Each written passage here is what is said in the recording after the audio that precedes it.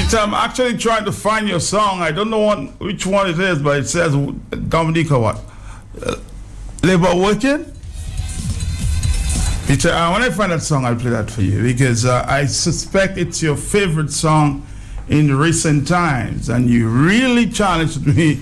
But you don't have to challenge me for that, Peter. There's no song out there that I would not play. You know, if it's not bothering on libel and slander. But any song you request I play, Peter, that's your challenge. I'll play that song for you, okay? So let me just try to find that song that you want. Okay, I think I have to try YouTube this morning, but I'm sure, you know, one of the young DJs there will identify the right one, okay? So Peter Prospect, good morning to you. I'll tell you what, I will play you one verse in the song you requested, and I'll play you the entire song when you answer that question that I asked, was it 2 Sundays ago? Yes, I think it was 2 Sundays ago, Peter, when I said, Peter, was there a car in the deal, you know, for you to have moved to the other side? Was there a car in the deal?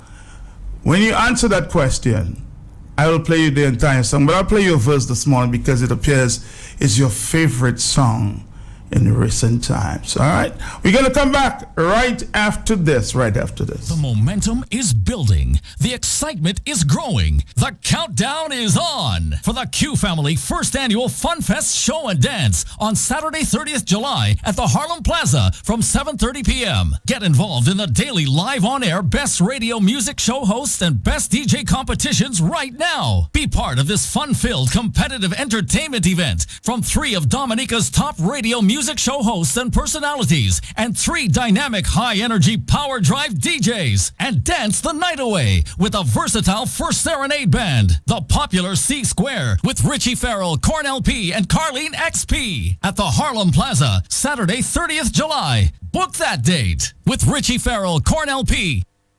At Fresh Vitamins, we've got everything you need for health and well-being. We carry a wide range of all-natural sports nutrition and health supplements, plus gluten-free and organic foods, all from quality brands, including Solaray, Cal, Bob's Red Mill, Nature's Way, Source Naturals, and Designer Way. Fresh Vitamins has 2 convenient locations. We're at number 7, Great George Street, Roseau, and we're in Portsmouth, inside IGA Witchert Supermarket. Join our discount club and save up to 20% every day on your purchases. Like us on Facebook to stay informed about our products and specials. Come into Fresh Vitamins today and get healthy.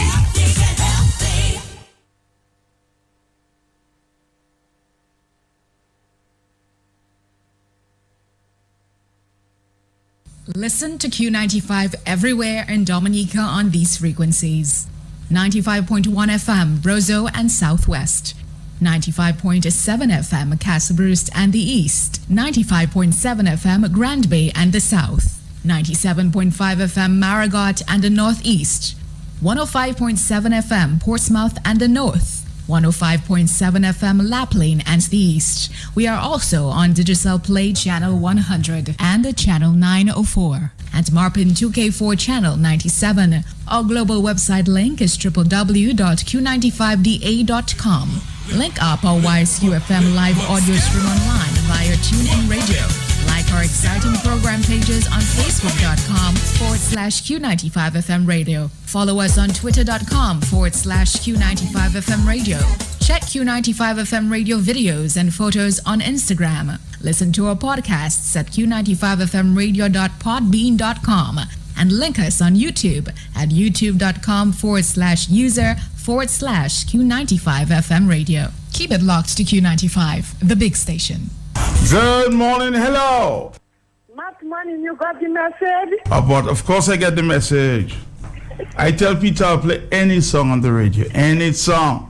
Once he's not libelous or slanderous, I will play his labor working song for him because that's the song he liked.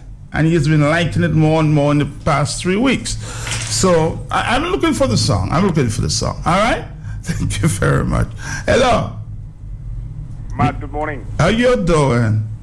I am great. You need to play this song from Hunter for Raka and ask Peter. Repeat. That song. Ask play a song for our car. You know, my good friend Kamala joined the Queen sing for our car. No, what Kamala is not in this. Leave Kamala out of this. It's Peter and Matt. We have a tete-a-tete. Yesterday he played the... I challenged him. I said, Peter, you know what? Play the speaker. And he played the song. So this morning he has challenged me to play the labor working song. All right, hello, talk to me. Good morning. Good morning to you. What is that? Hello. Thank you very much. As soon as I get the song, I'll play the song. There's nothing wrong in playing that song. He wants me to play labor working, labor working. Peter, where you go, boy? You love that song in recent times. Hello, thank you. Hey, Matt, good morning. How you doing? I'm good, Matt. The country is a free country, Matt, so you should be able to play any song. Of any song. Hey. No? As long as it's not going to be libelous or anything. I told him about that. There you go. Hey, Matt, I'm this morning, it is justice for Andy. Yes. What is on my mind, Matt? Matt, it was on your program last Friday that I heard the particulars of this thing, and I said then that based on the information that was available, the police, by the end of the day, had every reason to have someone in custody, given that there's a suspect, given that it happened in daylight, it happened in the city. Matt, it is unreasonable in my mind, as a citizen of this country, at this level of this kind of crime can take place in the middle of the city. It can be perpetuated by people that are well known. I find it to be very unreasonable, Matt, that by this time the police has not yet made an arrest in this matter. They said they had a suspect. Yes, a suspect is not a person, is basically, they call it a person of interest. Yes. That is not what I am saying on the basis that the name of the alleged person has been spread all over the place. The police has had sufficient time by now to have made an arrest in this matter if they were basically doing the job of police officers. I worked as a police officer myself, my brother. This was my first job that I had on this island.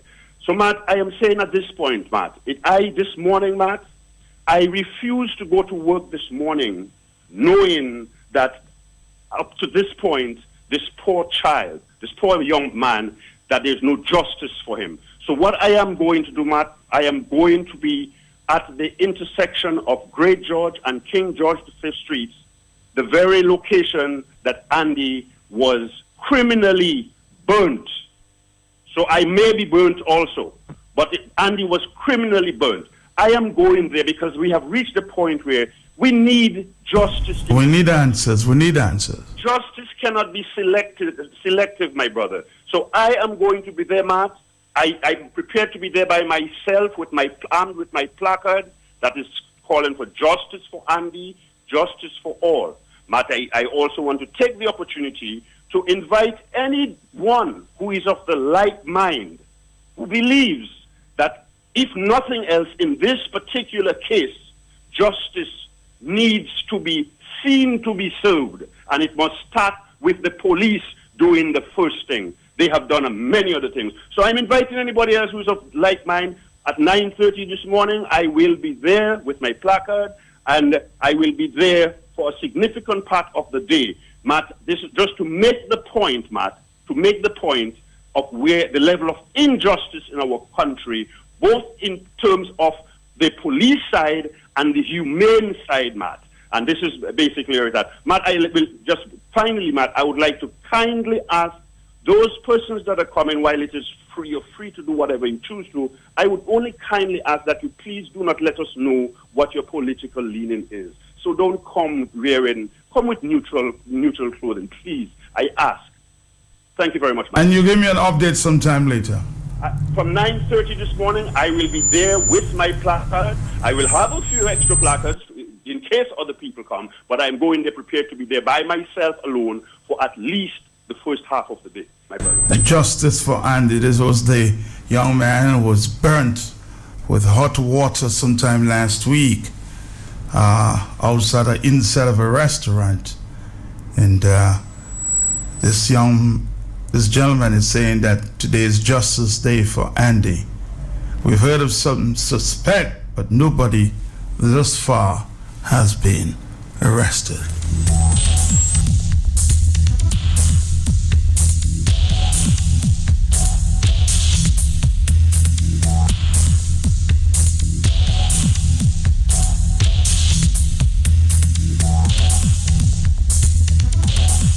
Here's another issue that has been brought to my attention. Listen carefully. Notice to taxi drivers, bus drivers operating without an airport permit. The public is hereby notified that in keeping with airport regulations, no driver, I repeat, a public service vehicle shall apply for hire from the airport unless she is a holder of a permit granted by the airport manager. The permit shall contain the name, address, age, photograph of the driver, number of her permit, and registration of his or her vehicle. No persons shall operate any taxis, omnibus, or other vehicle for the purpose of carrying passengers within the airport otherwise than in accordance with the order of directions of the airport manager. The public is informed that public service vehicles, omnibus, or other hired vehicle not having the required airport permit will be denied entry to the airport in keeping with the airport regulations. Wow. Taxi drivers not having the required permit to operate at the airport are asked to refrain from carrying passengers for hire to and from the airport. Persons found in violation will be prosecuted in keeping with airport regulations. This measure will be implemented effective July 20th, 2016. So in other words, any bus driver, taxi driver not having the required license will not be allowed to do business in the airport from July 20. So unless you don't have the license, you can't operate, you can't bring in, you can't carry anybody to the airport, okay? Any ordinary taxi driver, you're banned from using the airport if you don't have a license. Hello. Yeah, good morning, Matt. How are you doing? Good. Good morning to your listening audience. First on that airport thing, I think it's not a bad idea because generally that is the way it's done, worldwide. Really, I mean, you have to have a license. The importance of that, I would think, is because we were dealing with visitors. And so if I, Matt Peltier, decide that I wanted to go to the airport and choose a particular driver to take me there, a driver that I feel safe with, you telling me I can't be allowed to do that? Well, it's a service vehicle. It's a public service vehicle. But he has a license to operate as a taxi driver. Maybe not from the airport, but he's a taxi driver. Yeah, you might have, they would have to put regulations. What I find was unreasonable is the quickness with which they're doing that. I mean, to just disqualify everybody within a week time. This is something that should have been discussed and before you can make a decision like that, although I wouldn't go against that decision. But what I really called about is that police, that thing on with that young guy that was thrown. That was burnt. Yeah. That's ridiculous. I cannot. Matt, I remember I was listening to Angelo when Coppell called at about 6:30 in the morning to talk about that. And when I listened to you, Matt, about 9:45, I heard you saying that somebody had this guy in this vehicle taking him to the hospital. You remember? Yes. And this is uncalled for. This is next to the police station, Matt.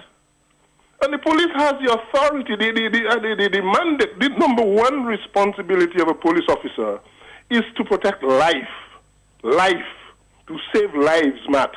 That's the number one, not number 2 or 3 or 5. The first and foremost one is to protect life. And a person had an incident like this and lying on the ground for almost 2 hours and the police didn't do anything? They don't have people patrols to at least go down there and try to get something to try to save this guy's life? Matt, that is unheard of in a democratic country, in a civil society, as my boy Coppell would say it. It's ridiculous. And I hope that something some kind of investigation is done into that. It's impossible for a police to operate that way. I mean, they've been doing their thing, but when it comes to somebody's life, for crying out loud. Anyway, Matt, have a good day. Hello, talk to me. Hello. Yes. Morning, Matt. Uh-huh. I mean, if you pass in your law in the airport and you say that people must have a license to solicit business, I can understand. But if I'm in Postman and somebody asks me to drop them to the airport, or you can tell me you can prevent me from getting in, or somebody call me to pick them up, that doesn't make no sense at all. Yeah, if you're at the airport and try to solicit business or something else, but you're dropping somebody off. Yeah, or picking somebody up. Mm-hmm. Hello, talk to me. Yes, Matt, good morning. Yeah. Matt, what I really want to ask. There are people that normally call like a private vehicle to take them to the airport. Uh-huh. Or let's say I have my private vehicle and I'm taking my daughter to the airport. So I will be denied entry to take my daughter to the airport. Yes. So then if I don't have the money to pay a taxi. No. You personal private, no. I think I'm wrong here. If it's a private vehicle, your friend dropping you off to the airport. But anytime it has money involved, no, you're not allowed. Okay, there's another question to that. There are 24 hours taxi services around Roseville that normally do pick up and there are people that normally use the services very often. So I drive for one of those taxi services. So let's say a Nigerian student, because they use us very often, going back, and they call us to take them to the airport, we will be denied entry. Yes. Yes. Hello. Matt, good morning. Yeah. Matt, I would like you to get Mr. Badwell to clarify that, because when I hear what you read, it says apply for business at the airport. That means to say you're there at the airport trying to get a hire, but it doesn't indicate. And maybe you didn't hear the other part. Taxi drivers not having the required permit to operate at the airport are asked to refrain from carrying passengers for hire to and from the airport. Is that difficult to understand, sir? And from. To and from. Okay, thank you. But you might still want to get Mr. Badwell. Of course, I'll get Mr. Badwell. He'll explain, I guess, why this is happening. Hello. Good morning, Matt. How are you doing? Good. Yeah, Matt, I operate taxi at the airport, right? And I think that is a welcoming thing for us because, Matt, do you know that the bus drivers come up to the airport, they drop the passengers and they wait. They are not certified to operate the airport. And what they do, they cut down the price sometimes, and we cannot get the passengers. So that is why I think they put that little permit there. That if you come, you can drop it for people, but go one time. You understand? Because when you come, you're not operating in Melville, in Douglas Charles. You come, you stay there, you wait for the plane, you take our taxi, you take our passengers from us, and you go. But you're not certified, and we pay our money to operate in that area. So that's the reason why. But people can come in their private vehicles to drop the people and go off. You can come with a police service bus, drop your people and go off. You're not supposed to stay there and operate. If you want to operate, you have to get a license from the airport. Thank you very much. Thank you very much. Okay. Of course, you'd understand why this gentleman who has a license would speak like that. Hello. Good morning, Matt. Mm-hmm. Matt, something is wrong here, Matt. Something is wrong here. Something doesn't sound right. I maybe think Mr. Barrett maybe have some other measures that you need to put in place. You see, Matt, once you have an 800 vehicle, it gives you permission to carry passengers anywhere in Dominica. Anywhere in Dominica. What you're trying to do is you can't stand for hire at the airport. But with the vehicles going in that are not airport passengers licensed, there is something called a temporary permit that is given to you at the gate of entry, where the security listens to you, what you have to do, what you're doing. It issues you a permit maybe for an hour or 2 hours, depending on your length of stay, and at the duration of that permit expires. I think there's a fee attached to it, but you can't deny someone on a vehicle with an H from entering a compound in Dominica where people are allowed to travel, man. I understand. Hello, talk to me. Morning, Matt. Hello, Matt. Yes, I'm here. Yeah, Matt, I have a concern, and it's a very, very serious one. It has over 5 or 6 years since the Catholic Church trying to repair their building. It's over how many years, and they have got money upon money, and they are still asking for money. I want to know if there's a 5-star hotel the bishop trying to build. That's all. Oh, well, they according to them, that they need a lot more to complete the cathedral roof. Hello. Good morning, Matt. Yes. Yes, Matt. I mean, Matt, we need regulations, a number of things, and we need to regulate certain services and so. But as I understand it, I mean, we know anytime you hold an H on your vehicle, you pay for it to do higher, and you so can solicit service, monies from people to take you anywhere. I don't know if now they want to say that you have to be operating within a designated area. If that is the case, then they'll have to rectify that. But I don't see a man with an H who operates in roads or carrying passengers cannot take, even if he doesn't hold a license to operate in the airport. I don't see why he cannot go there to do commerce. I mean, I don't think. I suspect in the meantime you're having an open line. Matt, the question I want to ask one time, why is it, Matt, that St. Lucia, that close by there, St. Lucia sends 400 pallets of banners to the UK every week. That's equivalent to 20,000 cartoons. And why is it Dominica banners on the tree right in? You can answer that question for me? It's no serious business, man. St. Lucia sends 400 pallets of banners every week. That is 20,000 cartoons. They were under the BAM project. They are now actually selling banners to the UK market. Dominica banners right in under the tree. On tree Dominica banner. And when the Prime Minister finished, what is he saying? He's talking about the banners that the guys have to expose to the public, have black sigatoka. He doesn't know that is the result of the failed management of the program that caused the banners to rise. He doesn't know when you have black sigatoka, you get premature rifling. He doesn't know about that. But Mr. Prime Minister, we don't know. We're trying to fool people. The banners that the guys have to show the public are the banners that you failed, your ministry or your agriculture ministry failed to manage the black sigatoka. As a result, that is what they try to show the public.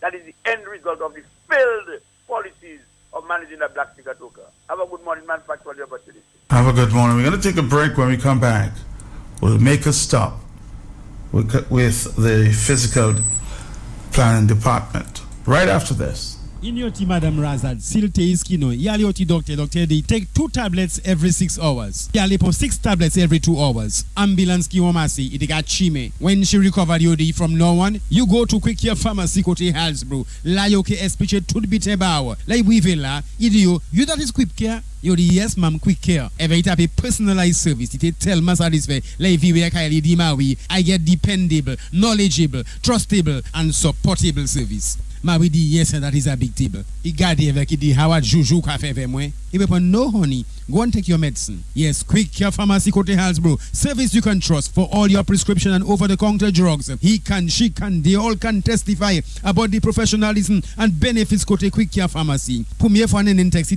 say St. Thomas avec the medicine by Quick Care delight all my sickness. It heavily delete. Quick Care Pharmacy Kote Halsbro. Telephone 440-8600.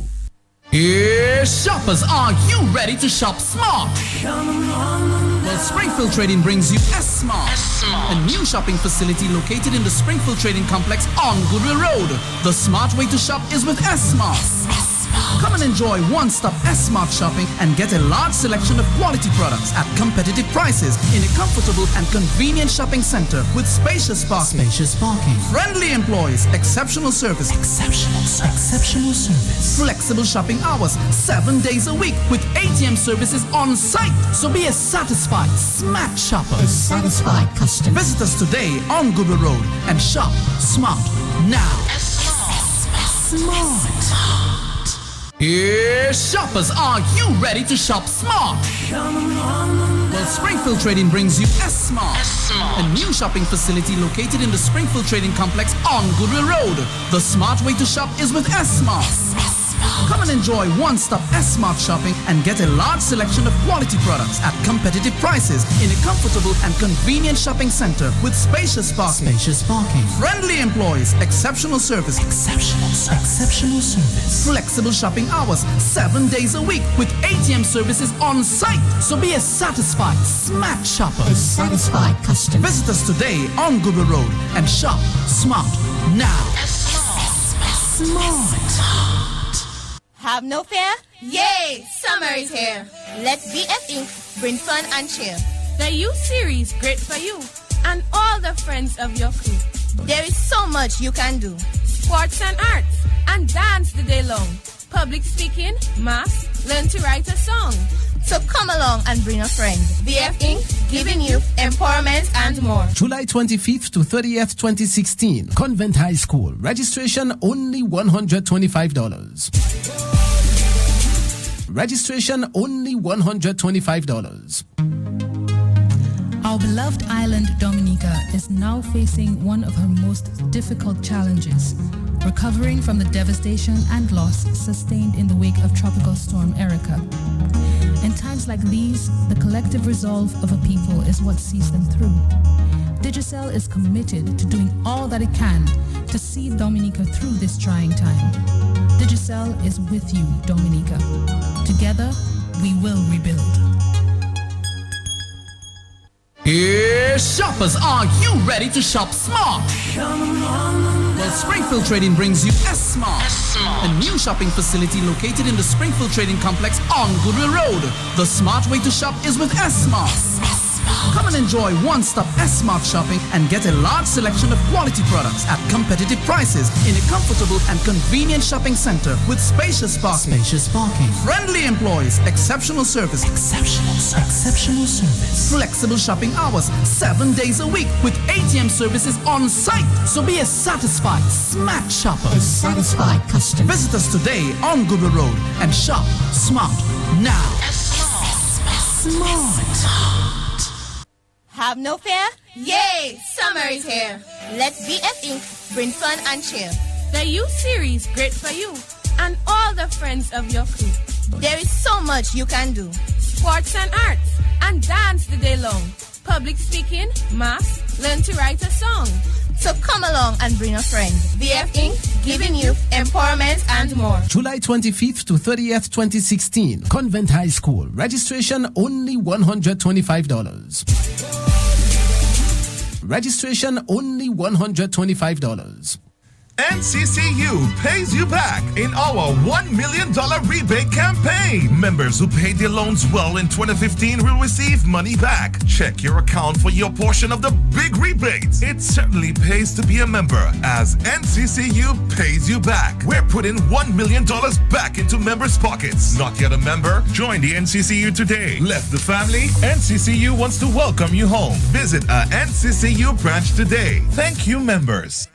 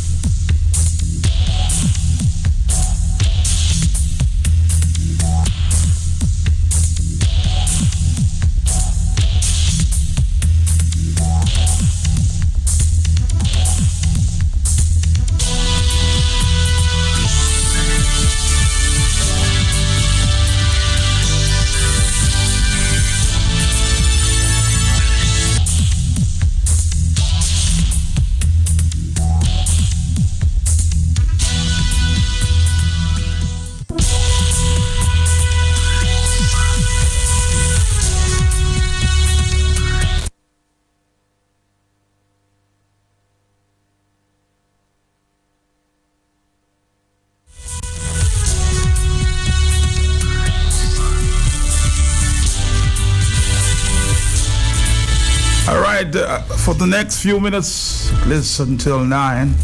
We'll be talking some serious stuff here. The physical planning department.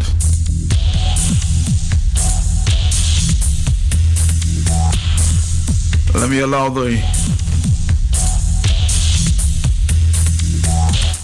our guests in studios to introduce themselves.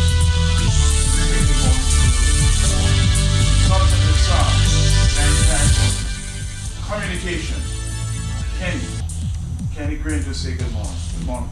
Good morning, Matt, and good morning to you. Yeah, can you come a little closer to the microphone? I know you're a guy with a big voice, so don't be shy, all right? All right, let's say good morning again. Good morning, Matt, and good morning to your listeners. I think the mic might have a bit of an issue. Yeah, I think we have a... Say good morning. Good morning. Good morning. Yeah, you say good morning? Good morning. Yeah, I suspect our mics may be a little lower this time. You sit here, and you sit here, all right? And while we try to get everything organized. So stick around, Dominica. Yes, good morning. Good morning. Yes, good morning. Good morning. Good morning. Yes, that sounds better. All right, good morning again. Our tech will come in and help the sound a little low. But I think we're much better now. Kenny, good morning again. Good morning, Matt. How yes, are you doing? Good. And our lady in the right? Yes, good morning to the listening public. I'm Annie Edwards, physical planner. I'd like to just apologize for Mr. Roll. He's not in yet. We hope he's able to join us this morning. All right, I'm sure he will in a few minutes. But can you tell us what is this project, if you will, all about? Well, I'll let Annie tell you about it, but just to preface by telling you what my role is, there is a public education and communication component of this project, and that's where I'm the consultant for the communication part of it. Annie, Miss Edwards will kind of brief you on what the project is about. Okay, so good morning once again. First of all, by way of introduction, the Physical Planning Division is mandated under the Physical Planning Act to develop a national physical development plan for Dominica, supported by policies. So in 2013, the government of Dominica, in collaboration with the Plan Division, embarked on a project to develop a national physical development plan and a national land use policy. This project is funded by the Caribbean Development Bank and the government. Now, the consultant on this project is Dillon Consulting from Canada, and Kenny Green, as he said earlier, is our public education and communication consultant. Now, what exactly is a national land use policy? A national land use policy is basically an expression of government's perception of the direction major issues related to land use and land allocation should be taken. Now, although it's government's perception, as the definition says, but it's actually done through a process of consultation with the public. So the National Land Use Policy project started in 2013, and from 2013 to 2014, there were a series of consultations, mainly with the private sector agencies and a few other agencies. Also, we brought in the lawyers and a number of private persons. And that through that interactive and consultative process, the policy was developed. And this was approved in 2015. I'd just like to say now that this is not the first policy we had in Dominica, policy and plan. In 1976, a physical development plan and supporting policy was also done, but it was never followed through. And because of that, we could say that's why there is quite a bit of ad hoc planning in Dominica. So it's very important right now for a plan to be developed, which will really steer the development of the country over the next 20 years. At this stage, we are doing the National Physical Development Plan. The National Land Use Policy is the broad framework for the plan. But the plan is the actual physical document. You see, it's a plan. You'll be able to look at the plan and identify areas that are more suitable for different uses, whether it's forestry, residence, residential, tourism, and all the other uses. So it's a multi-sectorial plan. It looks at the policies of all the different government departments, and everything is brought together in this physical development plan. Also, very importantly, is that it will address issues like climate change, conflicting land use, and so forth. So it's a very important plan, and that's why we have to go out to the public to let people become aware. Well, what is your timeline? Well, actually, for implementation, if you will. Well, the physical development plan will be completed by this month, and well, the next part of the process is for it to be adopted by cabinet.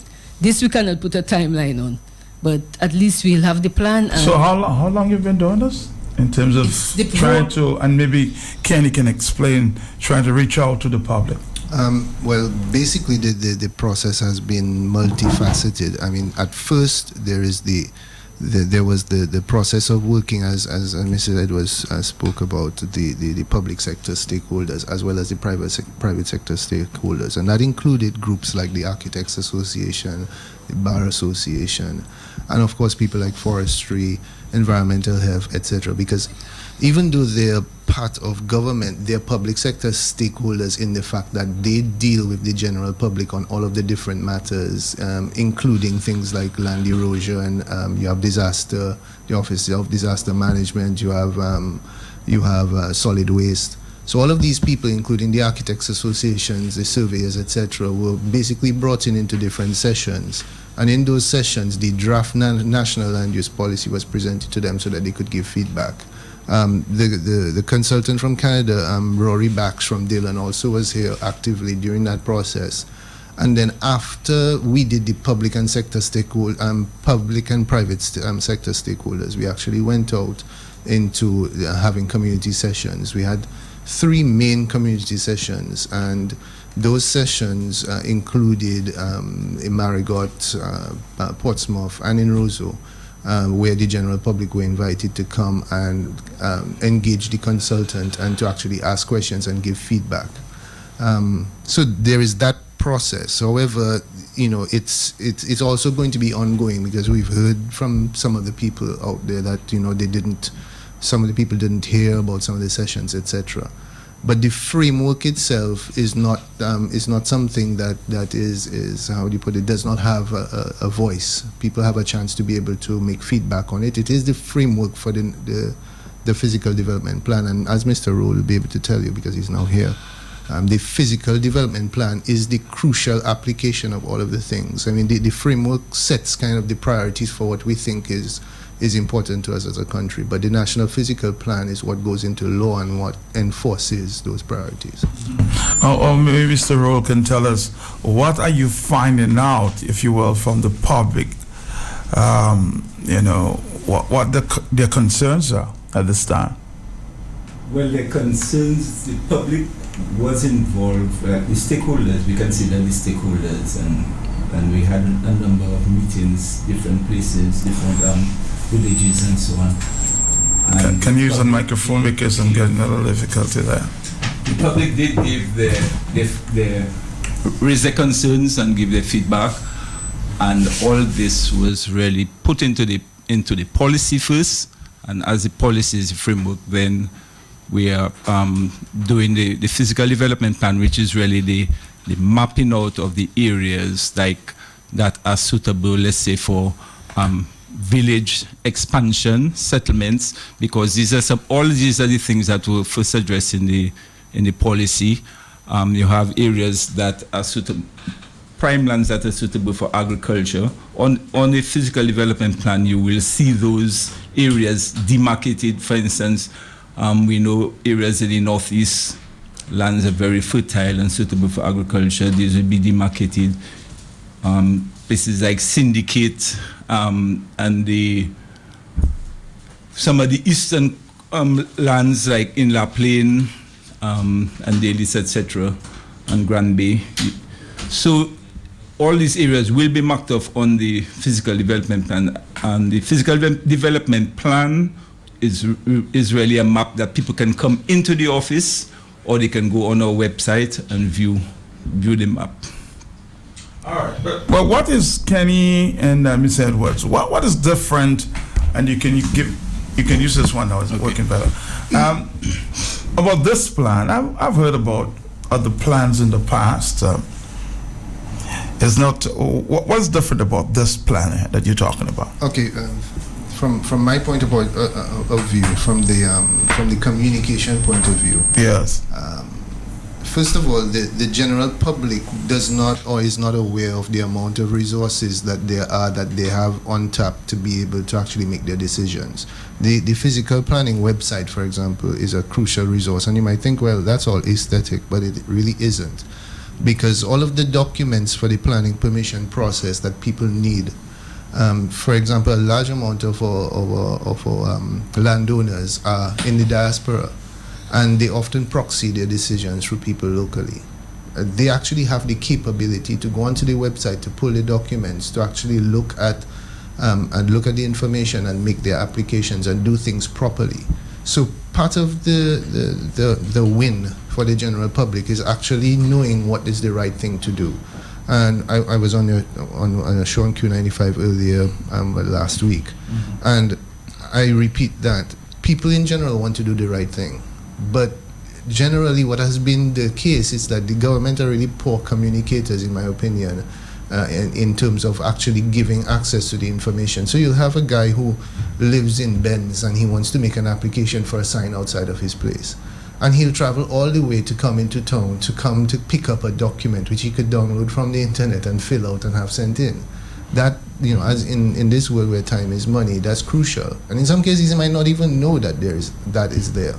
So the physical planning website, which is physicalplanning.gov.dm, is an excellent resource. It's really a very good website, one of the top 3, in my opinion, of the planning websites in the Caribbean. There's also other resources. There's a site that, in collaboration with the EU, I believe, sharim.net, which is CHARIM.net, which is also crucial for students and researchers, etc., because it shows the disaster mitigation maps. So if you're a developer or you're someone who's interested in doing anything in Dominica, you can actually look at that map and see the areas which are kind of the best areas for you to pursue a project.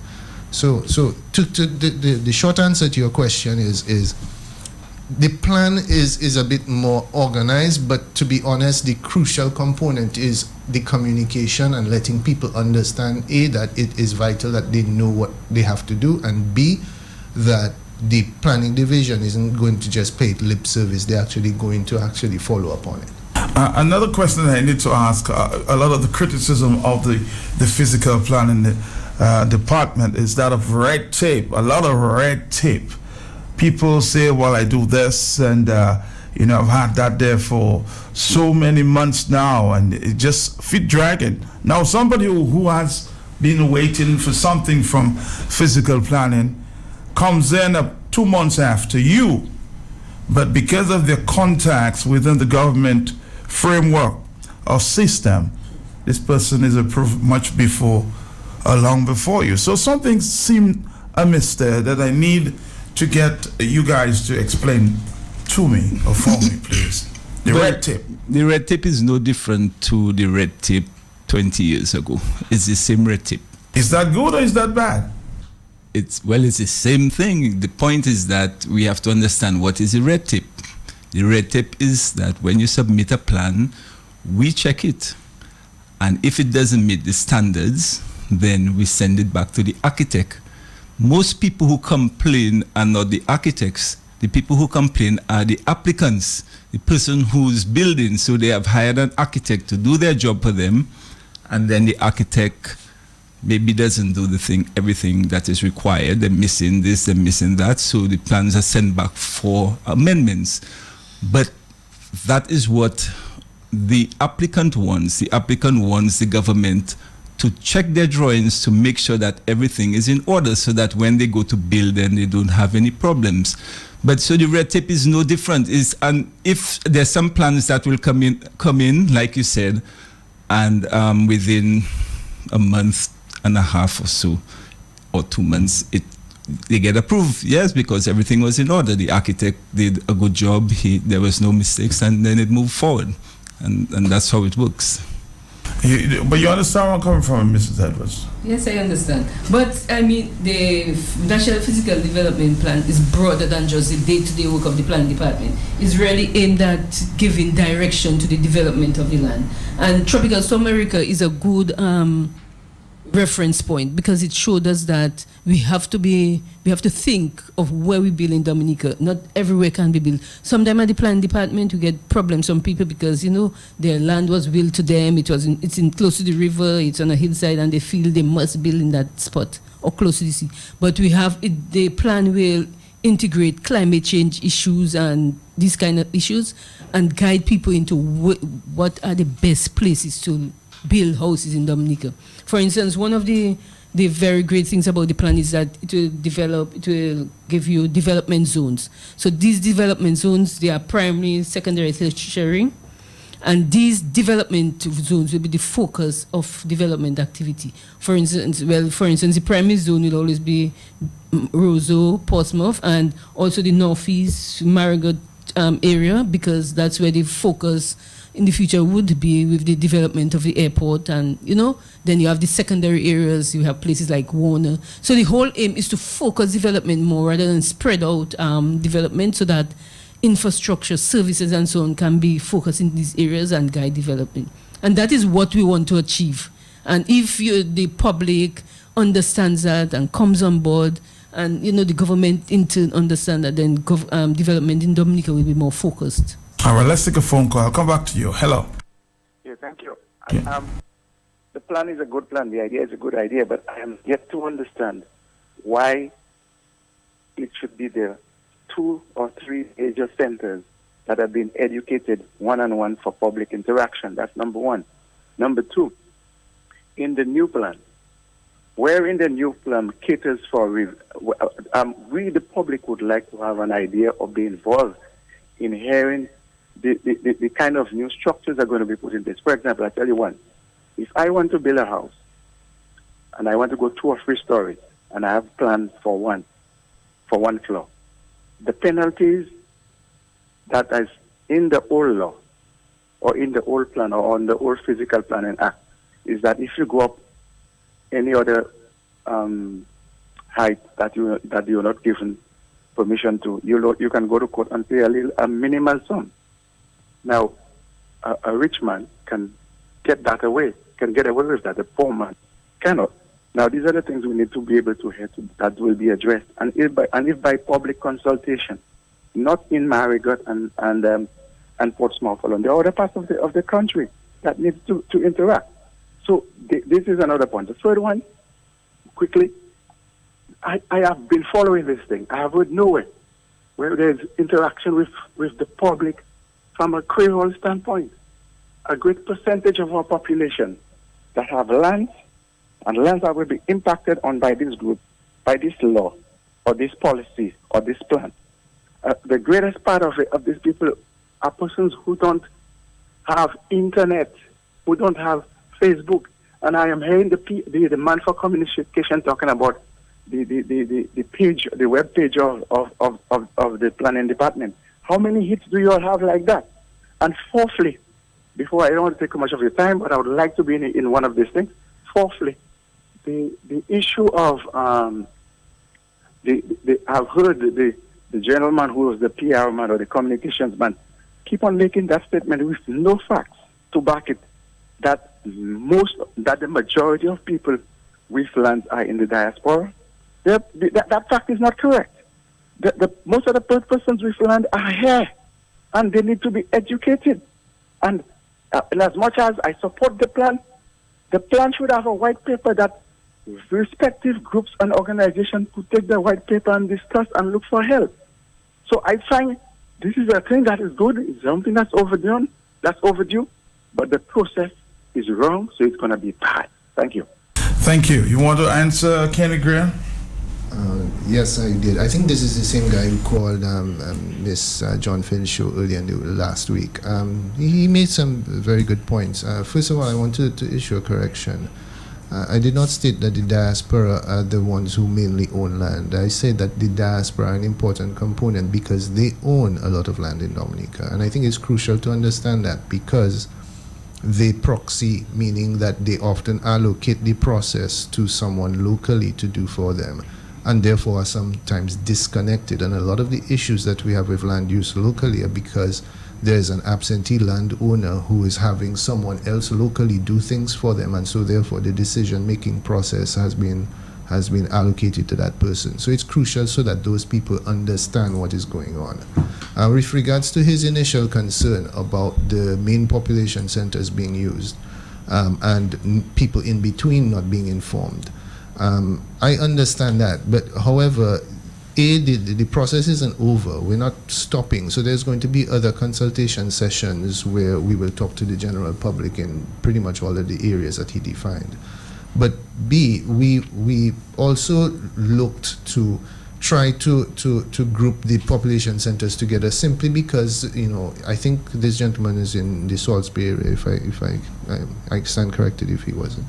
But when you start to deal with so many different areas, then there's always some other area that you miss out on, in terms of there's a person who didn't hear the meeting notices, etc.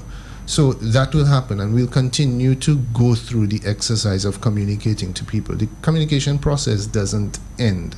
And as Mrs. Edwards said, the land use policy, which initially is the framework for what the National Physical Planning Act is supposed to cover, has a broad framework. It's a broad framework that there's a general level of consensus across the public and private stakeholders of pretty much all of the issues. I'm not saying that he might not have a unique viewpoint. I'm saying that in general, the National Land Use Policy framework is adopted and has been adopted by most people as being a consensus platform for all of the issues that they think are important to Dominica.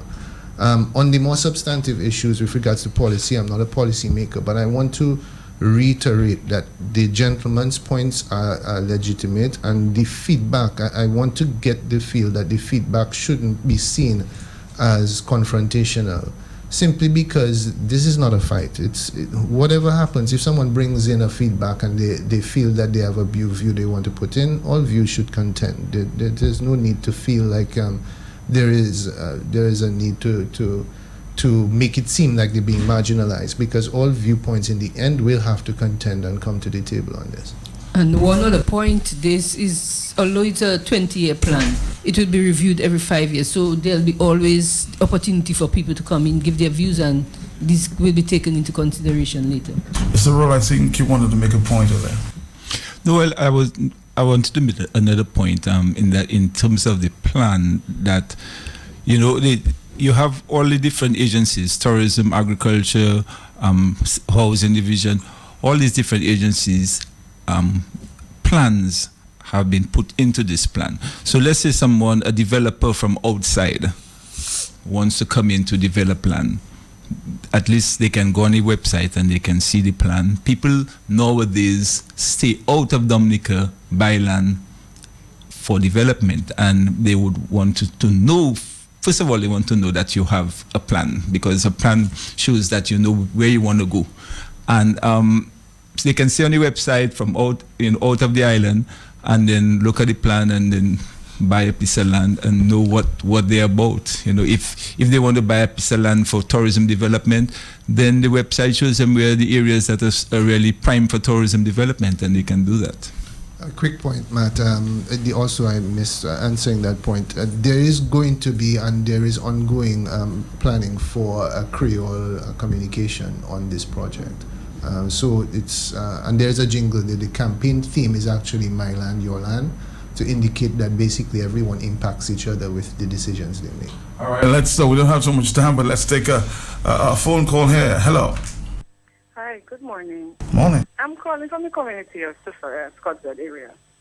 I would like to know from the gentleman and the lady, when you all give permission to build, you all usually do a survey, right? Yes? Yes, no, a site visit. A site visit. Site visit. Permission was granted for a burial ground at Suffolk, above the water source, you know, for particular church up there, Protestant church. If a survey was done, why permission was granted for cemetery to be above the water source? I would really like you all to answer this because it's not making sense to me. I think that came up sometime in the 80s. They had that similar problem, and now we still have that problem. I thought that died out, but now it's right back again. This time around, planning gives permission. And it is going to create a problem because we have 3 communities getting water from this particular source, and that's only our village only water supply. Thank you very much. A very important question there. Yes, we in that application, we did carry out do some investigation. We met with some of the Dawasco officials, and they did say the water source is quite some distance away. Is below the proposed the cemetery that's they're supposed to be building. But Dawasco said their intention is really to move the water source way up. You know, it's not going to remain there. They also had to come back, give us some additional information, but we are waiting for them on that. So there's no final decision on that just yet?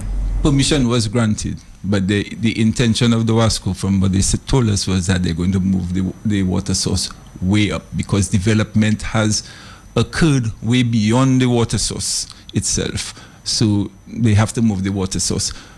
But it's a significant distance, and I don't think anybody has been buried there at the moment. No, nobody's buried there, but people, I imagine, will be buried. Hello? Will be. Yes? Yes, put it back again. Yes, it is so true that the water source is way below, but we also saw what happened during Erica. All the debris from above came right back down and blocked our water system. And we were it was actually covered with all the debris from on top, from above. And I think that calls for question. Now, Dawasco did not give us the impression that they had to move the water source. That is the first I'm hearing of that. Because when it was discussed, from what I know, and I did not hear it from anybody, I heard it, well, I have my own connection to get information from, they said that they were kind of upset. Dawasco people were upset that the permission was granted to the church for the cemetery building there. You know, so I think something says that should be done. The water source should be moved and then the cemetery, not reversed. You are reversing the process. Well, I will say here because I was informed by a source from Dawasco.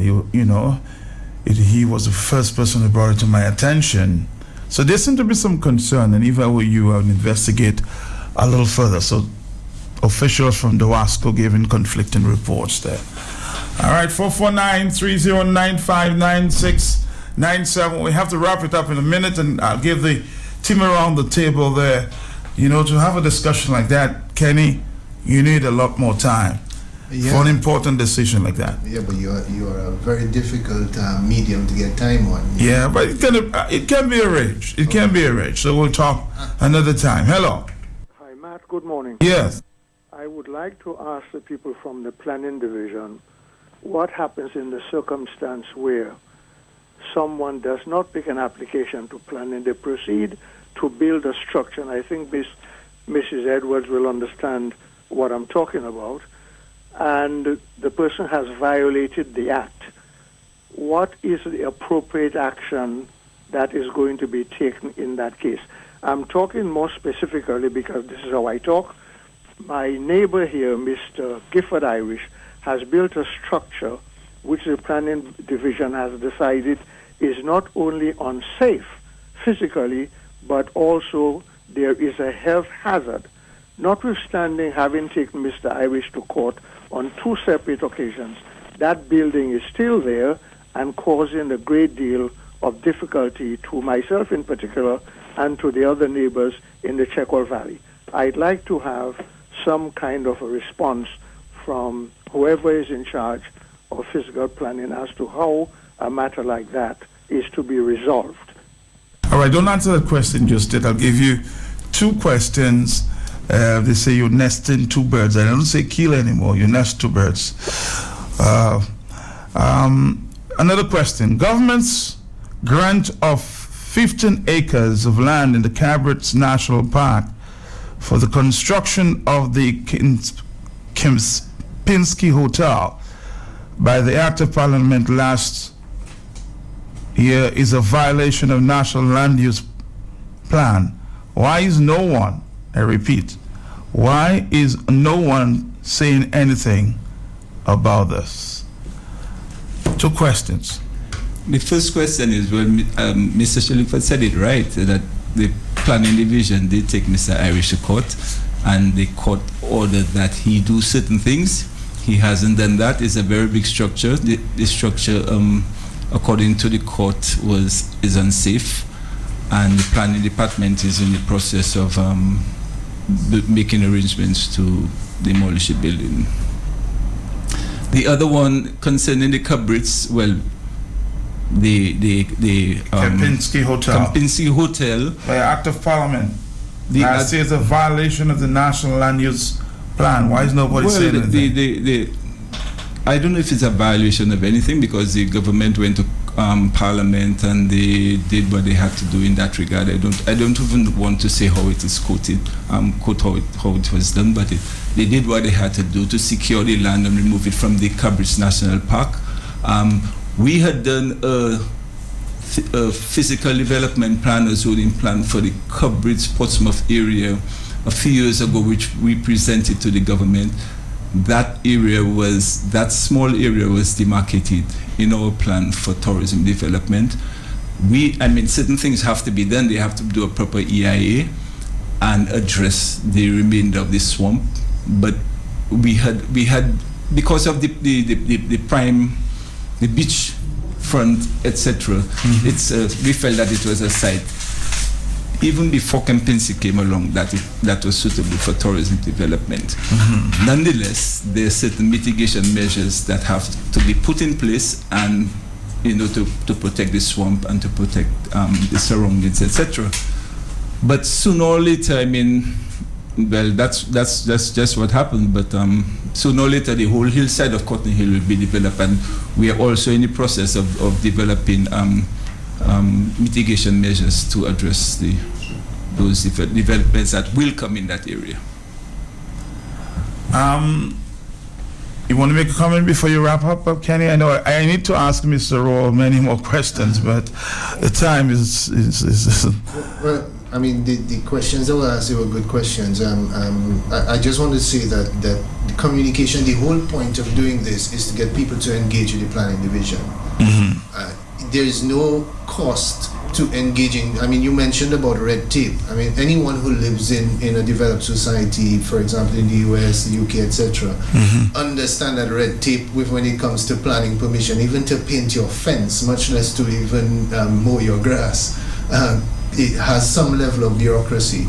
The fact is, those countries are hundreds of years old, and they've long put in planning infrastructure that people start to respect because there are consequences. The same has to happen in Dominica. Planning has to get better about communicating and letting the general public know what is right and what is wrong. I don't think it's fair to the public, if they don't know what's going on, to then point the finger at them and say, well, they're not doing things properly. So that's the whole point of this exercise, to help people understand what's right and what's wrong. All right. Final words are yours. Okay. Is that what? My final word is that the National Land Use Policy and National Physical Development Plan are really essential documents, policy, guidance for the development of the country. These are what make the difference between a country that remains underdeveloped and a country that starts developing. So yes, we too are very concerned with the way development is taking place in Dominica. That's why we are doing this policy. It's very difficult sometimes to convince Dominicans that they must do things properly.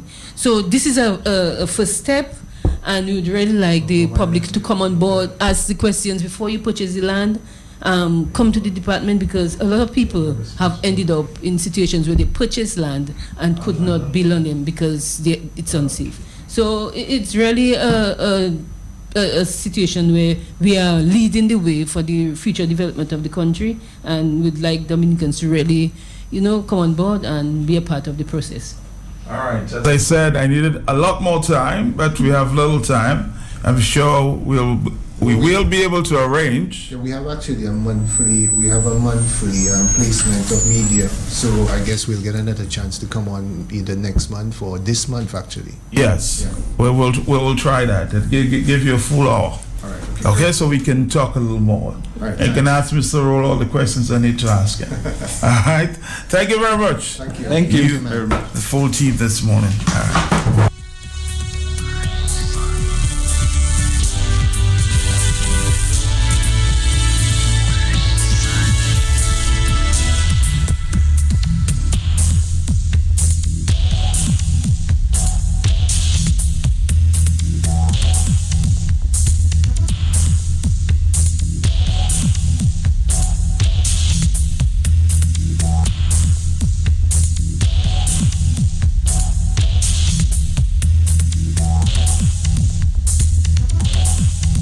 Here, shoppers, are you ready to shop smart? Well, Springfield Trading brings you S-Smart, a new shopping facility located in the Springfield Trading Complex on Goodwill Road. The smart way to shop is with S-Smart. Come and enjoy one-stop S-Smart shopping and get a large selection of quality products at competitive prices in a comfortable and convenient shopping center with spacious parking. Friendly employees, exceptional service. Exceptional service. Flexible shopping hours, 7 days a week with ATM services on site. So be a satisfied, smart shopper. A satisfied customer. Visit us today on Goodwill Road and shop smart now. Smart. Our beloved island, Dominica, is now facing one of her most difficult challenges, recovering from the devastation and loss sustained in the wake of Tropical Storm Erica. In times like these, the collective resolve of a people is what sees them through. Digicel is committed to doing all that it can to see Dominica through this trying time. Digicel is with you, Dominica. Together, we will rebuild. Here, shoppers, are you ready to shop smart? Well, Springfield Trading brings you S-Smart, a new shopping facility located in the Springfield Trading Complex on Goodwill Road. The smart way to shop is with S-Smart. Come and enjoy one-stop S-Smart shopping and get a large selection of quality products at competitive prices in a comfortable and convenient shopping center with spacious parking. Friendly employees, exceptional service. Exceptional service. Flexible shopping hours, 7 days a week with ATM services on site. So be a satisfied, smart shopper. A satisfied customer. Visit us today on Goodwill Road and shop smart now. Smart. Have no fear? Yay! Summer is here. Let BF Inc. bring fun and cheer. The youth series, great for you and all the friends of your crew. There is so much you can do. Sports and arts, and dance the day long. Public speaking, maths, learn to write a song. So come along and bring a friend. BF Inc. giving youth empowerment and more. July 25th to 30th, 2016. Convent High School. Registration only $125. Registration only $125. NCCU pays you back in our $1 million rebate campaign. Members who paid their loans well in 2015 will receive money back. Check your account for your portion of the big rebates. It certainly pays to be a member as NCCU pays you back. We're putting $1 million back into members' pockets. Not yet a member? Join the NCCU today. Left the family? NCCU wants to welcome you home. Visit a NCCU branch today. Thank you, members.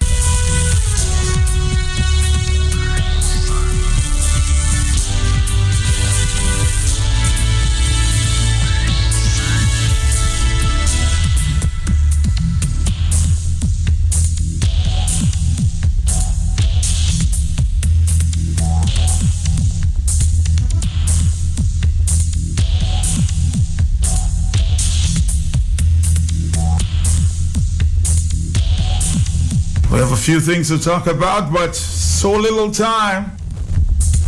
Don't you worry, you can talk on the block.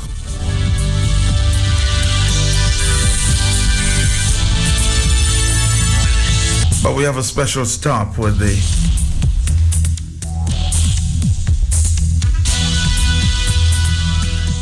National Bank of Dominica. They have something special happening this Thursday, July 7th, from 5 p.m. at the Goodwill Parish Hall. And we have some special people in the house to talk about it. Let me allow them to introduce themselves here this morning. Good morning. Good morning, Matt. How are you? I'm very well, thank you. Very well. And good morning. Good morning, Matt. How are you and doing? Listeners.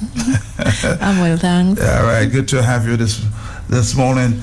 All right, what's the focus this morning? This big activity taking place July 7th, Thursday. Tell us about that.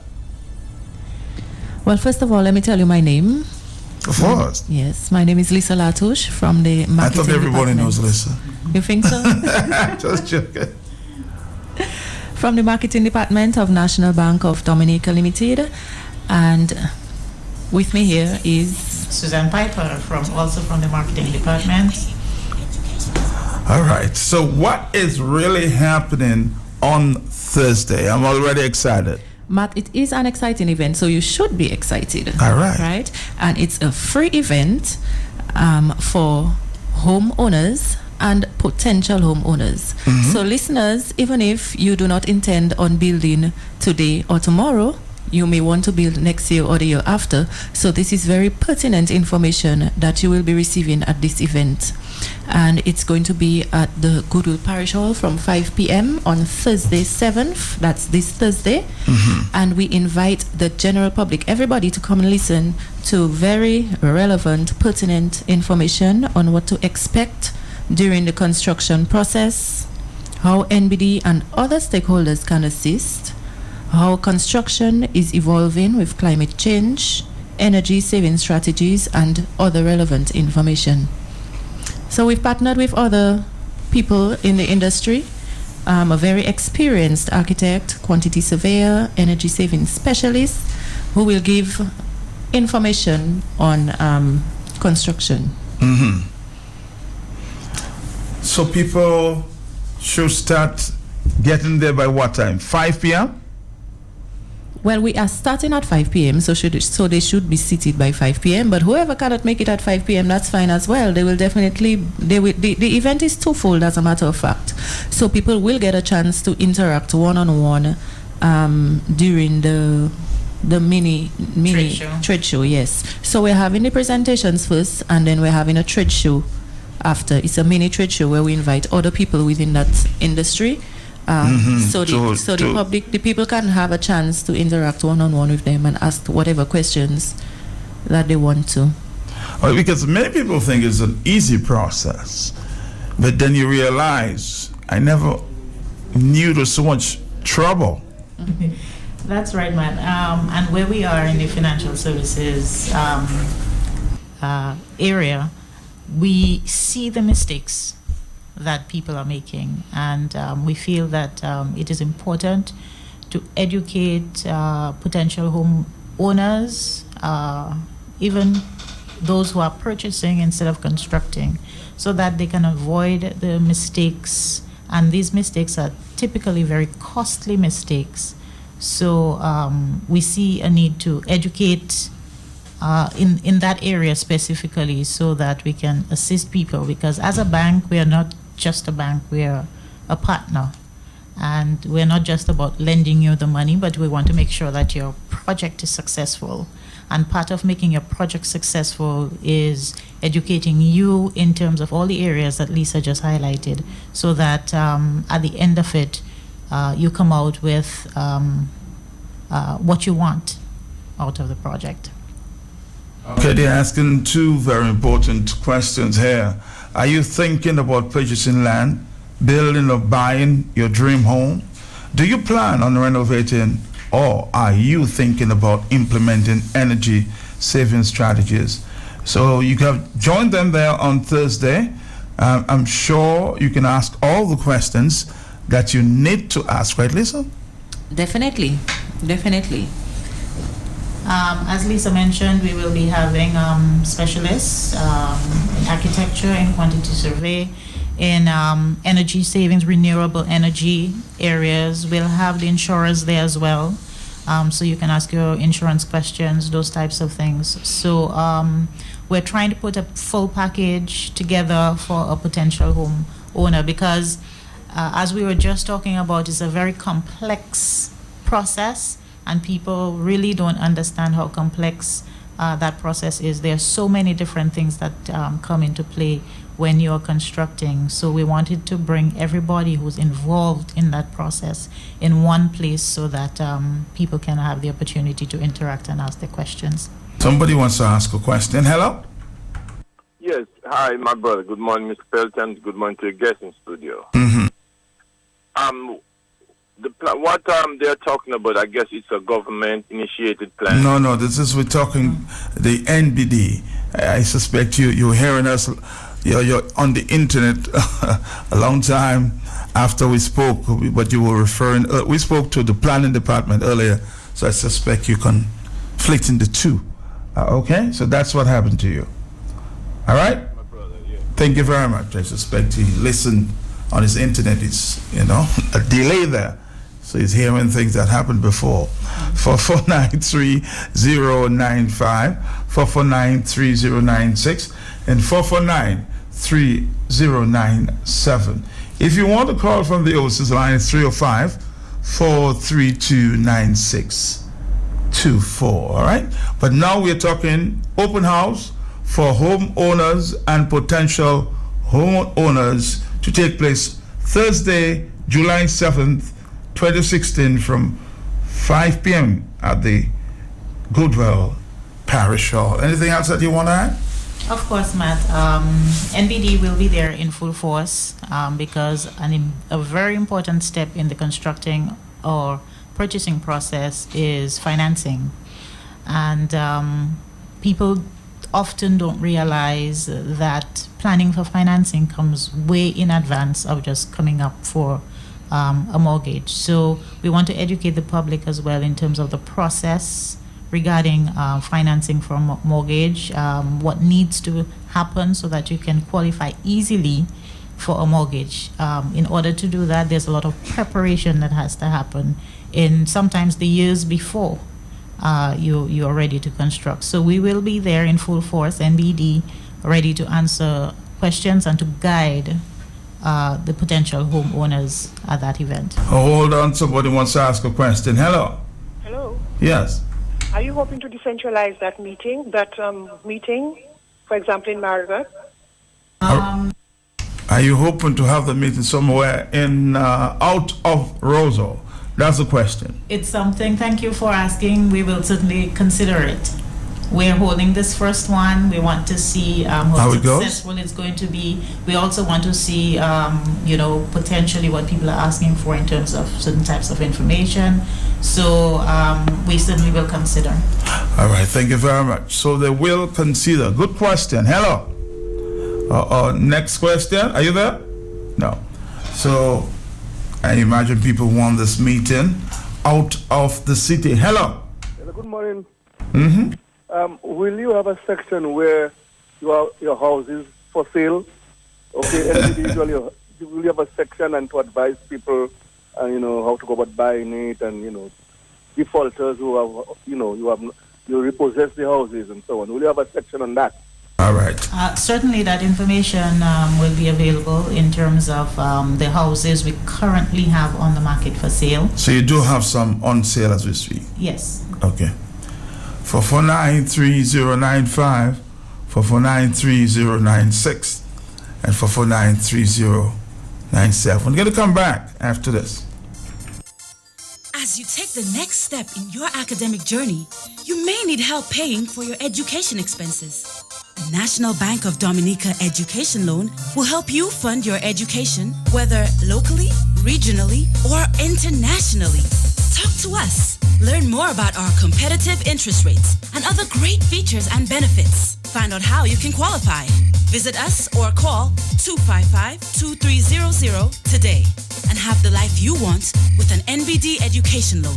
Visit our website, like us on Facebook. NBD Bank Corporation, National Bank Dominica, make banking easy, yeah, yeah. Are you thinking about taking a vacation or making that home improvement you've wanted for so long? NBD wants to help you live your dream. Whatever you need for yourself and your family, get a selfie loan from NBD. Picture you happy, taking a special trip with your family, buying new furniture and appliances you've wanted for so long, having your dream wedding and honeymoon. Go ahead, think of you.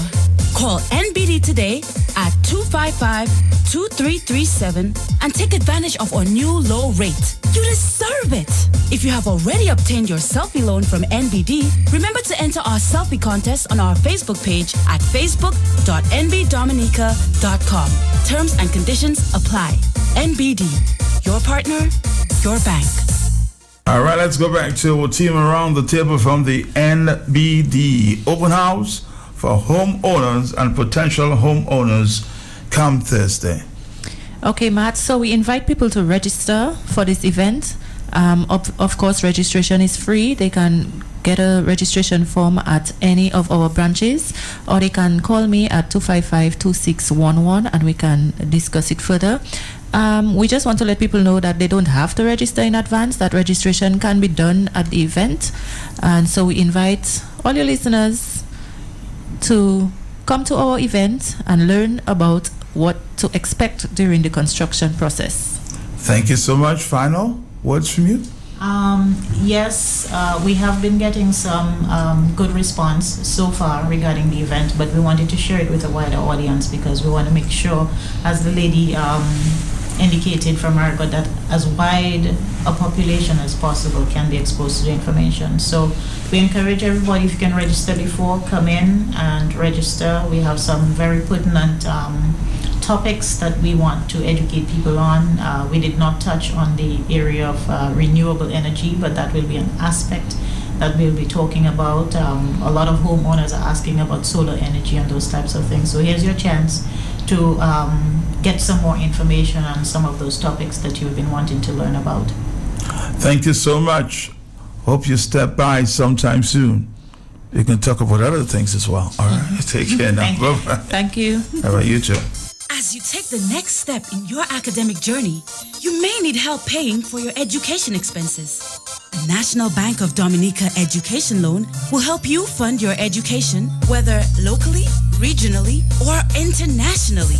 Talk to us. Learn more about our competitive interest rates and other great features and benefits. Find out how you can qualify. Visit us or call 255-2300 today and have the life you want with an NBD education loan.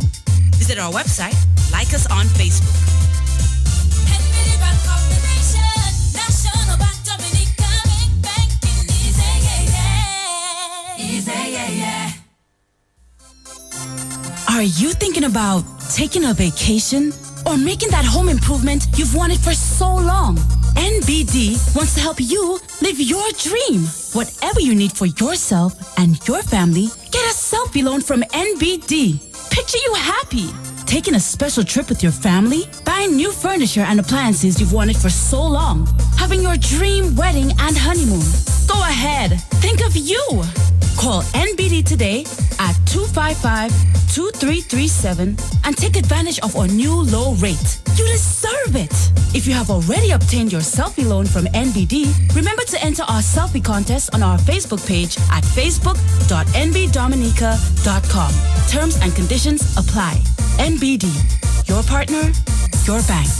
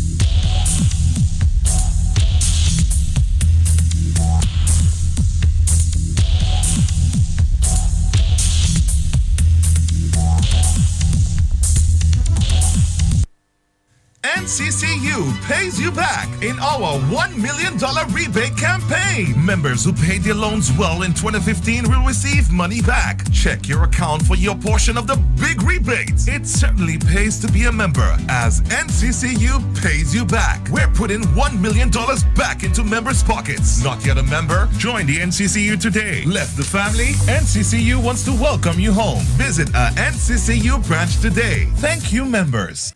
NCCU pays you back in our $1 million rebate campaign. Members who paid their loans well in 2015 will receive money back. Check your account for your portion of the big rebates. It certainly pays to be a member, as NCCU pays you back. We're putting $1 million back into members' pockets. Not yet a member? Join the NCCU today. Left the family? NCCU wants to welcome you home. Visit a NCCU branch today. Thank you, members.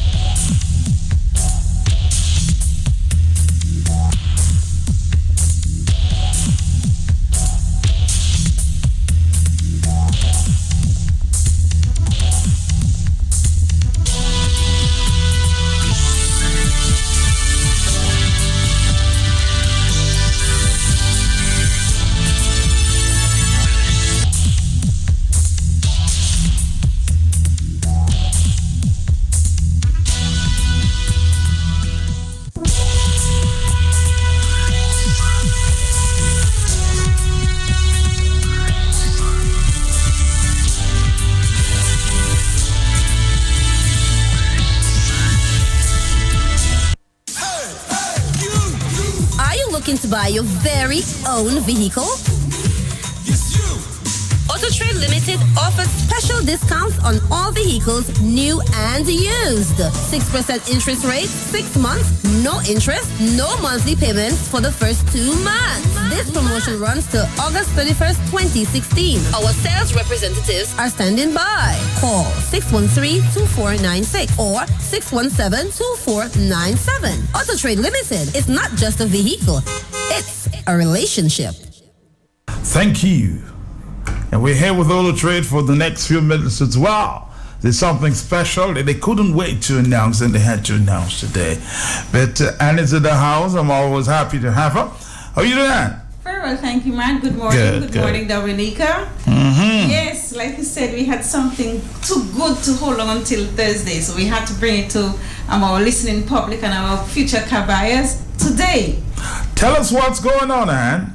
Well, we have some great news. We have reduced interest rates on all new used vehicles that we sell. So on all vehicles, be it new or used, interest rate, 6% interest. 6%? 6% interest rate. You can't beat that. 6% interest. That's really low. Very low interest rate. Ridiculously low interest rate.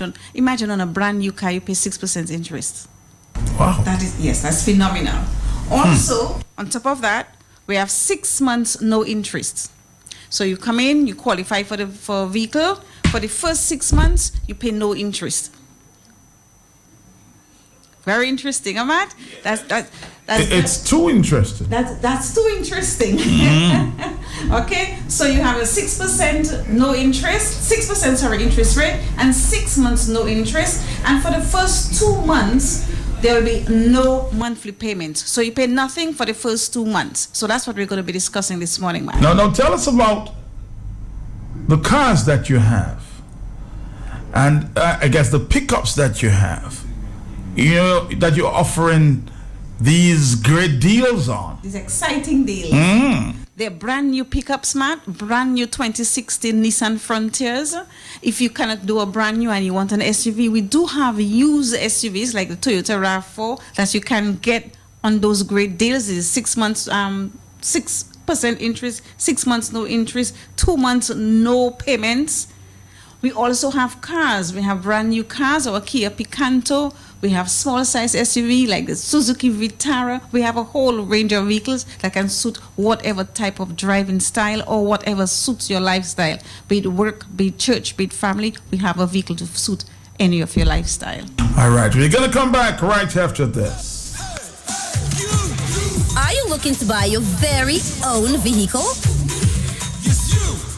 Auto Trade Limited offers special discounts on all vehicles, new and used. 6% interest rate, 6 months, no interest, no monthly payments for the first 2 months. This promotion runs to August 31st, 2016. Our sales representatives are standing by. Call 613-2496 or 617-2497. Auto Trade Limited is not just a vehicle, it's a relationship. All right, we're back. 6% interest. 6% interest, 6 months no interest, 2 months no payments, no monthly payments. I mean, this is just the ideal time to get into a vehicle. Come in, talk to us. Speak to Shivara at 617-2497. Speak to Nikolai at 613-2496 or me 613-2109. Come in and speak to us. We'll advise you, we'll show you, we'll do all of what it is that we have to do with you to get into that vehicle. So imagine you come to buy a vehicle. First of all, you have 6 months. The down payment is flexible. It starts anywhere from $5,000 down. $5,000 down and you can get into a car. Can you imagine that? 6% interest. 6%. I'm repeating it, 6%. Not even the banks now with all there are various banks doing different promotions for vehicles. None of them have offered a 6%. None of them. None of them. And for the first 2 months, you have no monthly to pay. So all you have to come up with in the initial is your insurance, your down payment, and then you float for 2 months. Hopefully you can take a little breather for 2 months and then you start looking at, putting your things together. And from then on, you start making your monthly payments to your car. Hey, we're not saying that you can't put it down, and if you don't want to, you can make your payments. But we're giving you a 2-month breather. You don't make any monthly payments towards your car for the first 2 months of ownership of your car. Enjoy your car, feel your car, and then you start paying on your car.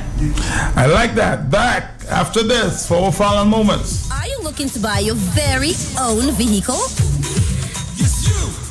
Auto Trade Limited offers special discounts on all vehicles, new and used. 6% interest rate, 6 months, no interest, no monthly payments for the first 2 months. This promotion runs to August 31st, 2016. Our sales representatives are standing by. Call 613-2496 or 617-2497. Auto Trade Limited is not just a vehicle, it's a relationship.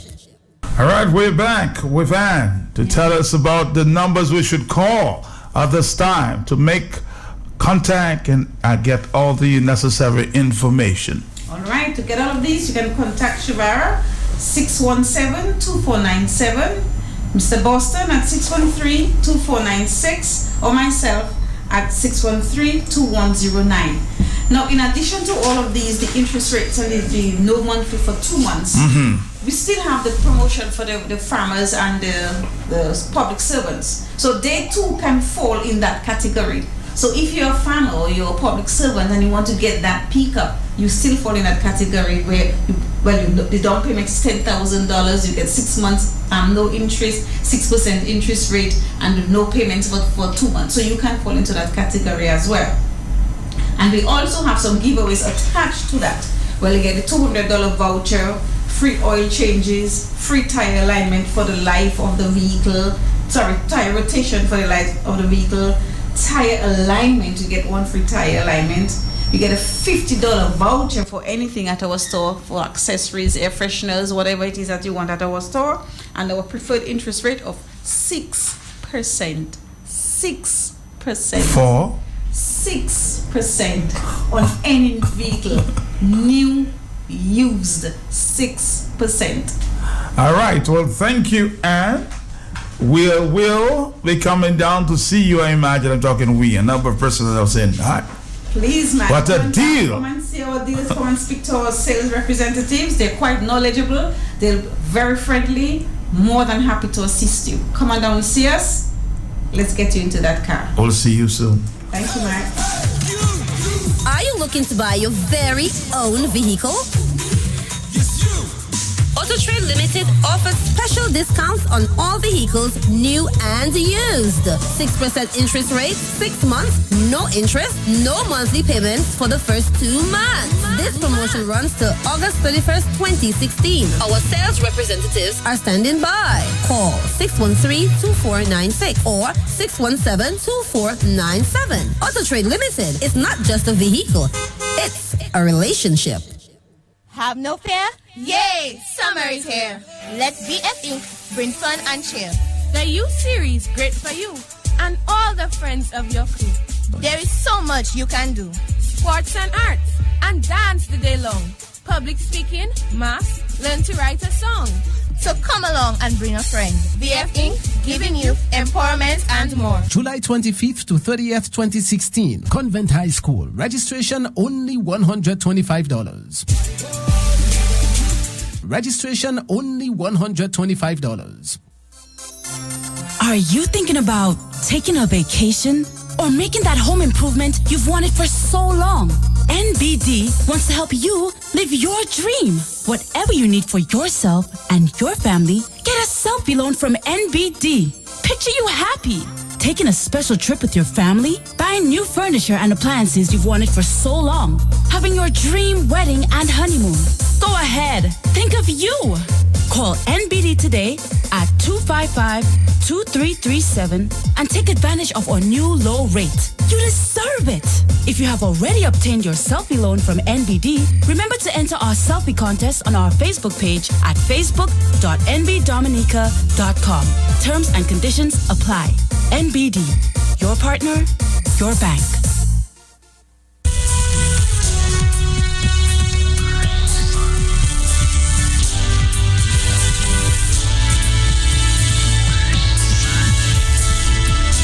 I'll read that again, that we read it earlier. The public is hereby notified that in keeping with the airport regulations, no driver of a public service vehicle shall apply for hire from the airport unless he or she is a holder of a permit granted by the airport manager. The permit shall contain the name, address, age, photograph of the driver, number of his or her driving permit, and registration of his or her vehicle.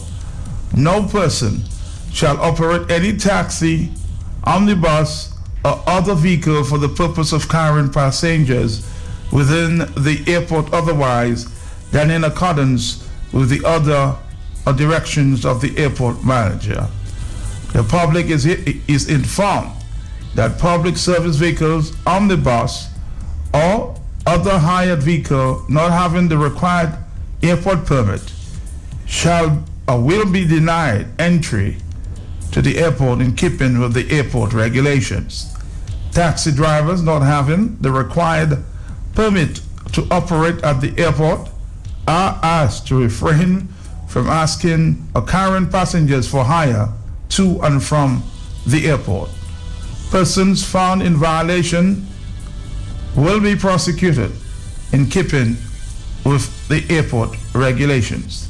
This measure will be implemented effective July 20, 2016 by order Chief Executive Officer Dominica Air and Seaports Authority. So if you don't have business in the airport and you don't have the required licensed taxi drivers, okay, you will be prosecuted.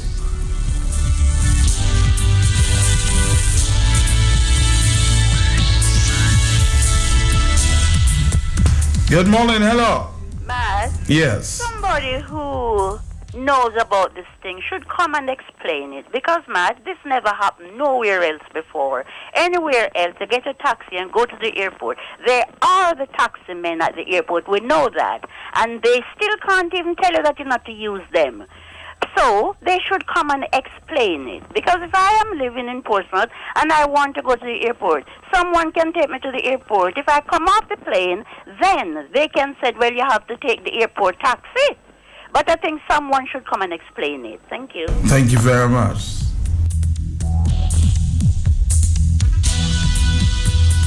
Hello, talk to me. Morning, Matt. Morning, morning. But I've traveled a lot of places around the different countries in the Caribbean and bigger and larger countries. That never, ever happened. Never heard that before. It's surprising to hear that right now.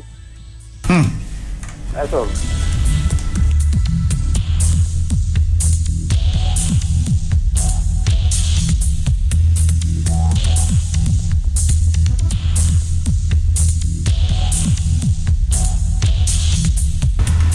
Hello.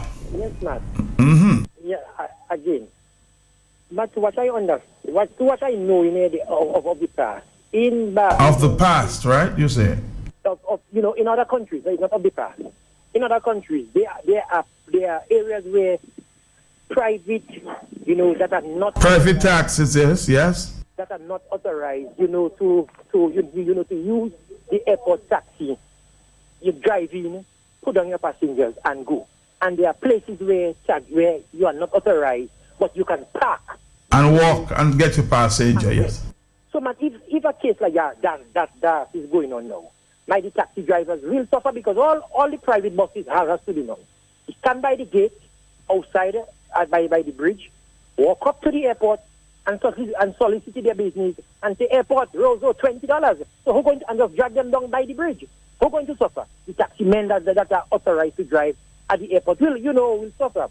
So I believe these things need to this is a hard one. It needs to go back to the drawing board, and whoever is behind of it, they need to sit and discuss it with all levels, all angles, all place, all people in the place. Because you can't tell somebody from Point Michelle or Roseau, that they should take a specific taxi to the airport. You not to go to the airport because I know there are people suffering. Let's take on a hold. Suffering that are in England. When they live in England, they call their people to come to the airport to pick them up. So you're going to tell me now, when I reach to the airport at the gate to go and collect John Brown coming from England, you're going to tell me I'm not allowed to go to collect John Brown? John Brown must take Marley or Edwin or the authorized taxi. What is it? We need to, whoever is implementing this, they need to get back to the drawing board. Well, the Dominica Sea or Air and Seaports Authority, they are the ones implemented. Hello. Hey, Matt, what happening? How you doing, bro? Well, I just saying hello. I don't want to call too much. I hear my cousin there. He's really concerned, but is that happening? I don't know if them people sitting down and study how to box out food at people's mouth. I don't know what are happening, but my cousin used to call it a different tone before. But anyway, he gets into his senses, my cousin there. All right. Thank you very much. Hello. Yes, good morning, Matt. Morning to you. Matt, I'd like to share in your concern with regard to this. I think it's ridiculous to say that one cannot get a taxi from Roseau of your choice to travel up to Melville Hall. I understand, as you said earlier, that if you have restrictions on taxis within the airport area picking up people from the airport, if they have a special permit, then yes, you can say, that anybody without that permit should not be able to pick up from the airport. But to pick up people going to the airport, I don't understand that. And I'd like to remind you that I'm sure I called your program some months ago when a similar statement was made with regard to taxi drivers who did not have permits for the port and picking up tourists from cruise ships. And it was made clear that if you're driving from the port towards Roseau and you see some tourists walking into town and they flag you down because you have a taxi thing on the top of your car, if you do not have a permit to pick up people from the port, that you're not allowed to pick up these tourists who are walking along the street because they are tourists. And the mere fact that they are tourists means that you not having a permit to pick up tourists from the cruise ship means that you're unable to pick up these tourists who are walking along the street. I think these things are absolutely ridiculous, and I think that the only thing you can read into that is that there's some sort of plan to give specific people these privileges. And these permits as well. Yes. I mean, we need to find out how much does a permit cost, and why is it that you have to get a license to be a taxi driver that is totally separate from the permit. My understanding is that now you have to do some sort of training course and pass that in order for you to get a license to be a taxi driver. So if that is the case, why do you then need an extra permit? But this just sounds like a means by which to separate a few from the rest, and it is concerning. Thank you very much. Yes, let's take another phone call, and this is the discussion that should continue. Hello. Hello, Matt. Yes. Morning and bad. I'm back. Right, Matt. Moi, ten topic ça. That's a good topic. That's moi quand ni anglais ni créole. Oui. Matt, un gouvernement qui pas actif, il va pas faire rien bon pays. C'est ça nous dans la canipa moun c'est loi. L'ici c'est loi, et ben l'ici c'est pété loi. Because mon gars Dominique nous pas faire $1 en the boss. Even right now, c'est misère scary caniba nous. Yon there lot. Even tout le monde est couché. When you put a lion to sleep, the lion is sleeping, and nobody can wake him up. You have to take sugar and salt and not point in it first for it to wake up. That is the way we operate in Dominica. The man blocking Marigot. He's blocking everywhere. Nobody cannot say nothing in the country. What happened to us in that country? So handbag ou passe Shire Moun airport d'accord? Même avec ça, mon gars, là, il a mis des taxi drivers pour chez les touristes. Même ces taxi drivers touristes, ça, qui a fini à la bosse de Bombay, pour des passagers, any tourists who pass by. It's not fair. I mean, and they can come to the bus stop and pick up passengers. I'm talking to the same guys with the airport licenses. They can do what they want elsewhere. Yes, Matt, but what is that is something I'm telling you? Because you cannot do this, giving somebody a license to do taxi, and next day on the bus stop, they're all selling together. Matt, if I'm just going to Ou passe top of listas pour travailler airport now. All right. Thank you, handbag. Hello. So it means that the airport and the taxi drivers there should not be given permission to operate elsewhere. Hello. It seems it's a special group. Hello, talk to me. Good morning. Yes. There's a taxi driver there targeting at the airport, National Airport. Uh-huh. He goes to the airport, carries passengers, and people call him to come and pick them up. He was a licensed taxi driver, but he don't want his name to be called. I'm going to call his name this morning. Right. They are targeting Lambo Charles because they took away his license from him. He also trained taxi men, to be there. They took away his license from him at the airport. They're taxing in certain individuals, and Lambo Charles is one of them. That's why they come with the strippiness. Thank you. Because another driver approached me and thought he was one who was being targeted by the not executive, but the management of the ports. Hello. Good morning, Matt. Yes. I just want to notify Skerrit and the rest of his cabal that this is utterly garbage. And if Dominicans are going to sit down and take this, then I just totally give up on my country. What is wrong with the Dominicans? If we're going to sit there and let Skerrit start dictating, soon he'll tell us what airline we need to take to come into Dominica and get out of Dominica. Is he going to send a limousine for me when I get into Dominica? He needs to stop, and Dominicans need to rise up. Rise up, Dominicans. Rise up. Thank you very much. Let's see what happens here. Hello.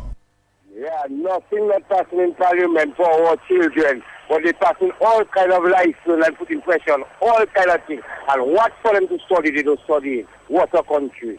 What a country. Hello, talk to me. Good morning. Morning. Matt, I'm trying to understand something. So you're telling me if my family member come into the airport, I cannot take a bus and go and pick them up? Oh, you cannot take a hired bus? So I can take a hired bus and the person can pick me up for free? Well, but we'll have to sit down together, his family and his partners and them, and reconstruct again, because that's a problem.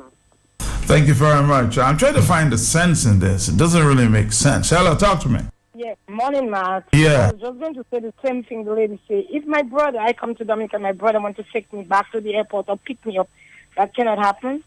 Well, if it's a private vehicle, it's fine. If it's a hired vehicle, yes. It's private matter. And another thing is that now the taxi driver and everybody in Dominica need to write to the FAA. Dominica do not have airport for them to be installing all those laws there, and the Dominican people were trying so hard to make it. Matt, when you get a chance, play this song for me, Diaspora Kitenu Kanana, because it's the diaspora people that come in Dominica and allow Roosevelt Scary to be back in power. And they have good hospital, they have Medicaid, and also today they're enjoying themselves, and the Dominican people are in deep misery. Dominican people write to the FAA and tell them they're sticking 2 houses to make a hospital. We do not have a hospital in Marigot where the plane landing. Take care. All right, let's go final phone call. We'll wrap it up. Hello. Matt, I'm glad I'm the final call because I don't know why people are fussing. I mean, if that is the case, all you have to do is not a long walk from the terminal to the bridge. So if somebody is coming for you, or if you're going for somebody, if it's me, I just walk from this. Everybody has suitcases that has wheels, so just walk. There are lots of different ways that people can protest. All right, thank you very much. Hello. Matt, good morning. Yes. Matt, you already stole the thunder and said that if people must take an airport taxi, then the ordinary bus driver, the taxi should not be able to pick up ordinary passengers along the route. That would be fair. Yeah, if they're making it special for them, then, it won't be fair. We know that they do both. But besides that, Matt, you see with that law, they will tell you that, that law passed a long time ago, and we're only now implementing it. It was not us. Maybe they might even throw it on UWP. I don't know how far it goes back. But, Matt, the point is this. They make these foolish laws in Parliament, and then they don't implement, just like this other one with the tax. You remember the one, Mr. Blackmore, and some other tax? I don't know if it's an income tax. Mm-hmm. They didn't implement it, but it's sitting there waiting to be used like a weapon against the people of the country. And this is what's happening. Now it was there, it's a weapon now. It's weaponized. They thought it was a foolish law. They didn't implement it. Now it's being used as a weapon. It's a convenient weapon for the time. We'll continue talking at 1. A really strange piece of rule there.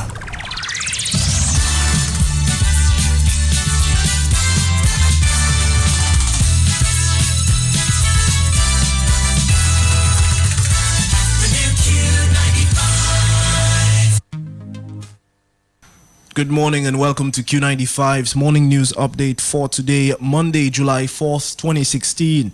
This is brought to you compliments Dominica Brewery and Beverages Limited and Digicel. Digicel is committed to doing all that it can to see Dominica through this trying time. Digicel is with you, Dominica. Together, we will rebuild.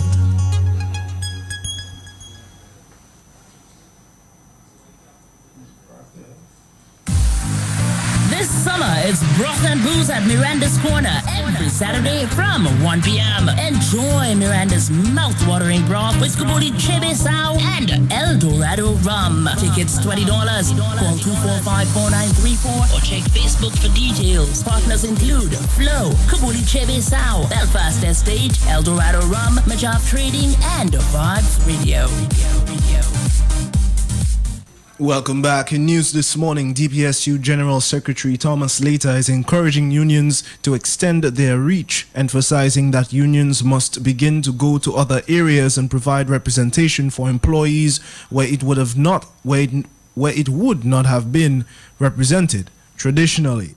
In more news, Prime Minister Andrew Holness announced on Friday that the government of Jamaica has divested the Kingston Container Terminal KCT to Kingston Freeport Terminal Limited, KFTL, a local company formed as a subsidiary of Global Terminal Operators CMA CGM Group for the sole purpose of acting as the signatory to the KCT concession. Mr. Holness said that financial closure was completed on Thursday for the concession agreement between KFTL and the Port Authority of Jamaica. KFTL assumed operation of the KCT effective 12 o'clock on Friday morning. Holness said all fees required under the concession have been paid over to the port authority. Meantime, Nigel Farage says he is standing down as leader of the UK Independence Party. Mr. Farage said his political ambition has been achieved with the UK having voted to leave the EU. He said the party was in a pretty good place and said he would not change his mind about quitting as he did after the 2015 general election. Leading UKIP was tough at times, but all worth it, said Mr. Farage, who is also an MEP. He added that the UK needed a Brexit Prime Minister. And that concludes your morning news update. Again, this was brought to you compliments Dominica Brewery and Beverages Limited and the DG Cell. I've been your presenter, Richie Farrell, with the Q95 News team. Would like to thank Matthias Peltier Jr. for linking. Join us again at 12 p.m. for the midday news package. Good morning. The first ever Latin night and green and white affair.